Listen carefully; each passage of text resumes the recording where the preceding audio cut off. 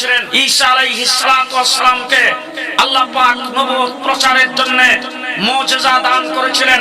জন্মন্ধের চোখের মধ্যে আঙ্গুল দিয়ে ঘষা দিলে জন্মন্ধ ভালো হয়ে যেত। ঈসা আলাইহিস সালামকে আল্লাহ পাক মুজিজা দিয়েছিলেন।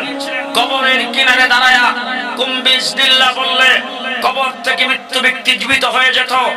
আজকে গোটা পৃথিবীর খ্রিস্টান সম্প্রদায়কে চ্যালেঞ্জ করে বলতে চাই, তোমরা 230 কোটি খ্রিস্টান সকলে মিলে যদি কোন জন্মন্ধের চোখের মধ্যে ঘষা দাও, চোখ জীবনের তরে শেষ হবে, ভালো হওয়ার কোনো সম্ভাবনা নাই।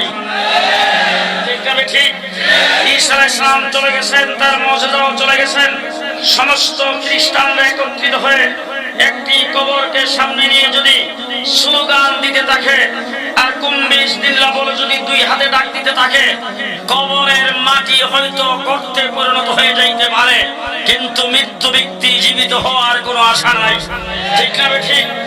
ঈসা আলাইহিস সালাম দুনিয়া থেকে চলে গেছেন, তার মুজিজাও চলে গেছেন। ঈসা আলাইহিস সালাতু ওয়াস সালাম দুনিয়া থেকে চলে গেছে, আসমানে আল্লাহ পাক উঠায় নিয়েছেন। কিয়ামতের আগে এই পৃথিবীতে আগমন করবেন নবী হয়ে নয়, আমার নবীর উম্মত হয়ে। এই নবীর উম্মতের যত আইন কানুন সবগুলো তিনি আমল করবেন। তাইলে হযরত ঈসা আলাইহিস সালাতু ওয়াস সালাম চলে যাওয়ার 500 বছর পরে আমার নবী যখন পৃথিবীতে আগমন করেছেন, আসমানি 4টা বড় কিতাবের একটা কিতাব ইনজিল শরীফ হযরত ঈসা আলাইহিস সালামকে আল্লাহ পাক দিয়েছিলেন।